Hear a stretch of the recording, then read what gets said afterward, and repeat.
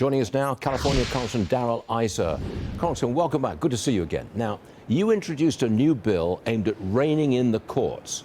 You're trying to prevent them from derailing the Trump agenda. Exactly how do you rein in the courts? Well, thank you, Stuart, and thanks for having me on. Rogue judges is what this act is all about.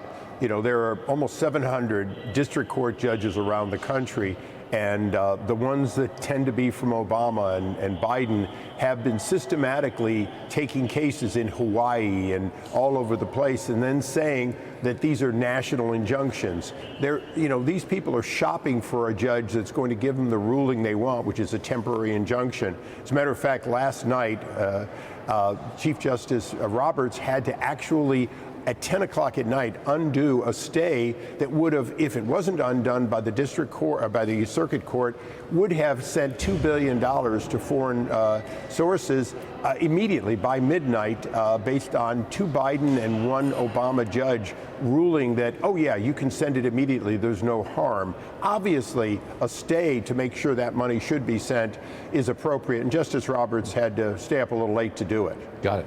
Congressman, listen to what Trump and Defense Secretary Pete Hegseth had to say about dealing with officials involved in the Afghan withdrawal. Tough stuff. Roll tape. I'm not going to tell this man what to do, but I will say that if I had his place, I'd fire every single one of them. It's a question we've thought a lot about. We're doing a complete review of every single aspect of what happened with the botched withdrawal of Afghanistan and plan to have full accountability. I think they're going to be largely gone. That was a horrible display. Right. Now, Congressman, you've been involved with this from the very beginning. Do you want to fire all the military officials involved in the withdrawal? Fire them all. We've got to fire the ones that are responsible, by the way, not just at defense, but at state.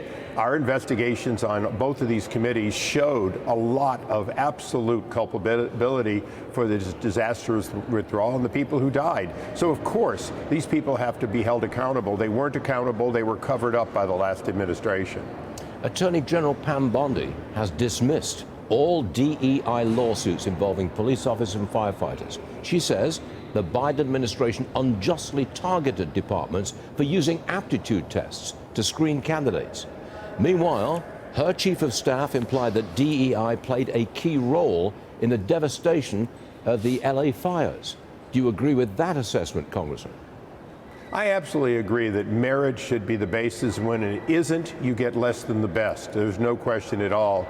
We've got to get back to aptitude, experience, the things that you and I would say make the best person. And when it comes to dealing with fire before, during, and after, we've got to quit having it be based on some sort of outreach when in fact the people of LA are suffering tens of thousands by what would have been preventable fires. Should there be strings attached to any federal aid that goes to California?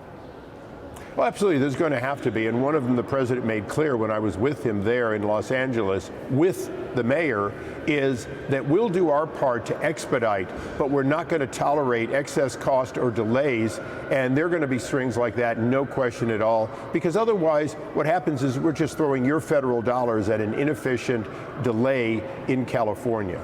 Congressman, thank you very much for being with us today. Always appreciate it. Thank you, sir. Thank you, Stuart.